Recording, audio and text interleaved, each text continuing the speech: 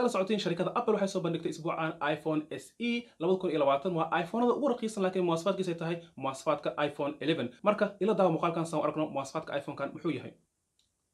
ugu horeyntii muuqaalka telefoonkan iyo shakligiisa waa shakliga iPhone 8 laakiin guduhu uu duwan yahay gudihiisa waxa ku jira process ama soo kale mucaalajiga ku jiro oo ah A13 uu ku shaqeeyo hadda iPhone 11 Pro mucaalijkan sidoo kale mucaalijada ugu fiican adduunka ilaa hadda telefoon ku jiro sidoo kale dhabarka waxa uu yaalo hal camera ay ugu taalo oo ah 12 megapixel oo duwaysa ilaa 4K sidoo kamerada waxay leedahay smart HDR photography oo ah dhowr sawir inay sawirto oo sawirka ugu fiican ay kaaga soo saarto kamerada hore waxay ku imaanaysaa 7 megapixel kamerada telefoonka oo ah sidoo kale cadaan madow casaan ama gaduud ayuu ku imaadaa saddex askar haddaan qiimaha usii gudubno say ku dhawaaqda shirkadda Apple midka ah 64 GB wuxuu ahaan doonaa qiimihiisa 399 euro iyo soo kale midka ah 128 qiimihiisa wuxuu ahaan doonaa 449 euro iyo soo kale midka ugu weyn oo ah 256 GB wuxuu ahaan doonaa qiimihiisa 549 euro haddii qiimo ahaan la qiyaaso iPhone 11 iyo iPhone SE farqi aad u weyn ayaa u dhaxeeya sidoo kale iPhone 11 wuxuu ku imaadaa Face ID kan laakiin malaha wuxuu leeyahay kali Touch ID ra'yigaada